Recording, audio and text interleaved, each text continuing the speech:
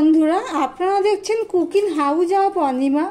আজকে একটা দুর্দান্ত স্বাদের কাঁচকলার নিরামিষ রেসিপি তোমাদের সাথে শেয়ার করব। তার জন্য আমি 3 পিস কাঁচকলা নিয়ে নিয়েছি। 3 পিস মানে একটা বড় সাইজের কাঁচকলা, আর অর্ধেকটুকু টোটাল 1.5 পিস কাঁচকলা আমি নিয়ে নিয়েছি। এই কাঁচকলাগুলো এবার আমি এইভাবে কেটে নেব। সম্পূর্ণ নিরামিষ, এইভাবে একবার রান্না করে দেখতে পারেন, স্বাদ মুখে লেগে থাকবে। বাচ্চা থেকে বড় সবাই চেটে পুটে খাবে। এইভাবে সম্পূর্ণ কাঁচকলাগুলো আমি কেটে নিচ্ছি। ছাড়ানো 3 পিস কাঁচকলা আমি কেটে নিয়েছি ঠিক এইভাবে।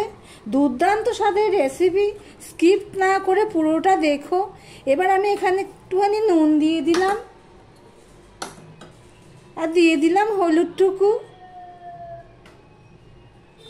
এবার এটা আমি ভালো করে মাখিয়ে নেব। পেঁয়াজ রসুন ছাড়া সম্পূর্ণ নিরামিষ একটু টেস্টফুল রেসিপি, বাচ্চা থেকে বড় সবাই চেটে পুটে খাবে। এটা এবার আমি এই এক সাইডে রেখে দিলাম। এবার একটা বাটি নিয়ে নিলাম। বাটির মধ্যে দেখো আমি গোবিন্দভোগ চাল নিয়ে নিয়েছি। এবার আমি এটা জল পাল্টে পাল্টে ভালো অনেকবার করে ধুয়ে নেব। ধুয়ে আমি এক সাইডে রেখে দেব। দেখো কড়াই বসিয়ে দিয়েছি। কড়াইটা গরম হয়ে গেছে। এখানে আমি 1 চামচের মতন ঘি দিয়ে দিলাম। এখানে যে ধুয়ে জল ঝরিয়ে গোবিন্দভোগ চালটা রেখেছি দেখো, সেটা আমি দিয়ে দিলাম। এখানে প্রায় 50 গ্রামের মতন চাল হবে, বড় সাইজের 1.5 খানা কাঁচকলার জন্য। এবার চালটা আমি ভেজে নেব।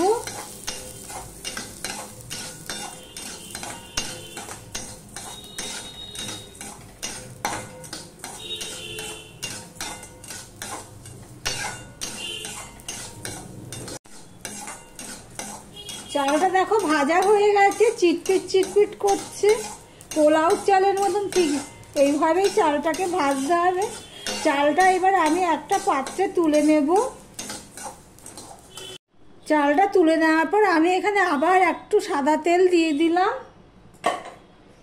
এবারে দেখো আমি কটা কিশমিশ নিয়েছি, সেগুলোও আমি ভেজে নেব।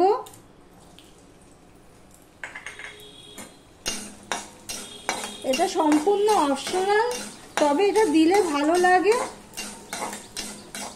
কিশমিশগুলো হয়ে গেছে, কাজু কিশমিশগুলো, সেগুলোও আমি এবার তুলে নিচ্ছি। এবার ওই তেলের মধ্যেই আমি কাঁচকলাগুলো দিয়ে দিচ্ছি।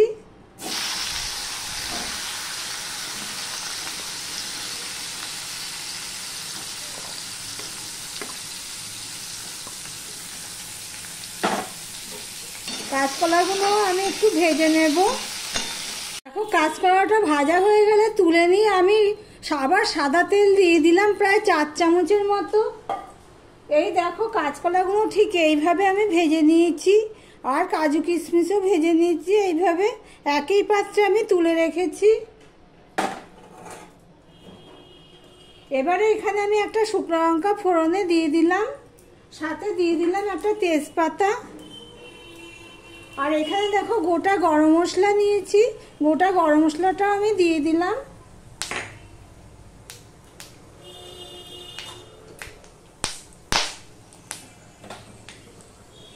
আর এখানে দেখো 1/2 চামচের মতন জিরে, সেটাও আমি দিয়ে দিলাম।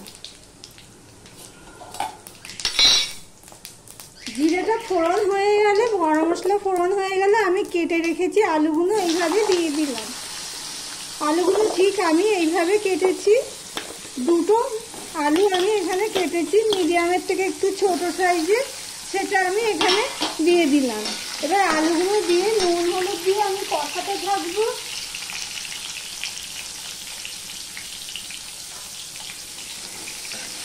দেখো আলুগুলো প্রায় ভাজা ভাজা হয়ে যাচ্ছে।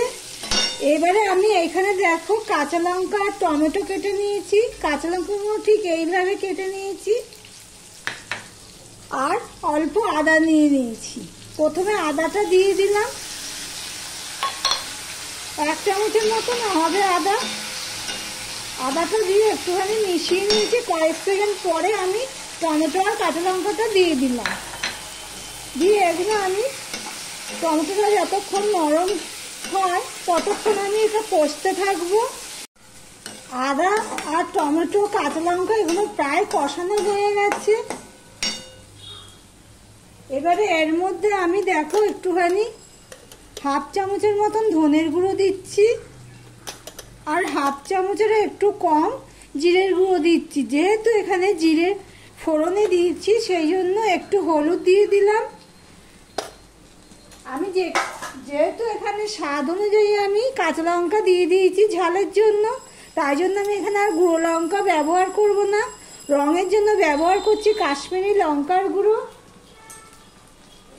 এবার আমি এটা কষাতে থাকবো। সামান্য একটু জল দিয়ে। দেখো মশলাটা কষানো হয়ে গেছে। এবার আগে থেকে যে আমি ভেজে রাখা গোবিন্দভোগ চাল সেটাও আমি দিয়ে দিলাম। দিয়ে বাটিটা ধুয়ে একটু জল দিয়ে দিচ্ছি।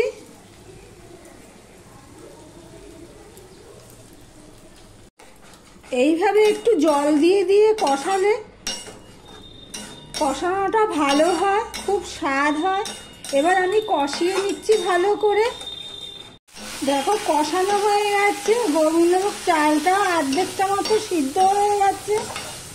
এবার আমি এখানে পরিমাণ মতন জল দিয়ে দেব।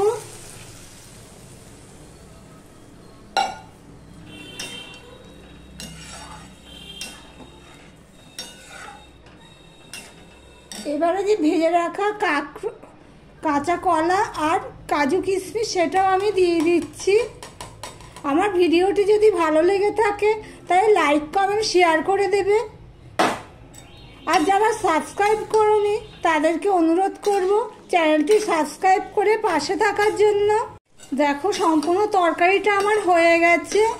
এবার এর মধ্যে আমি এই চিনিটুকু দিয়ে দিলাম। যেহেতু ফোড়নে গরম মশলা দিয়েছি সেই জন্য আর গরম মশলা দেব না। তাহলে কাঁচকলার এই রেসিপিটি তোমাদের কাছে কেমন লাগলো কমেন্ট করে জানিও। এবার এর মধ্যে আমি 1 চামচের মতন ঘি দিয়ে দিলাম। গরম মশলা আর দিলাম না, ফোড়নে যেহেতু দিয়েছি।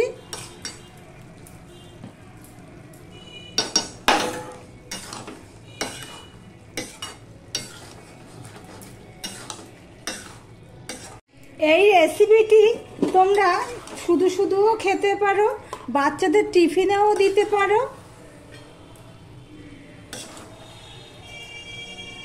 ঠান্ডা হলে এটা আরও ঝরঝরে হয়ে যাবে। তাহলে ভিডিওটি আজকের মতন এখানেই শেষ করলাম। আবার অন্য কোনো নিত্য নতুন রেসিপি নিয়ে চলে আসবো।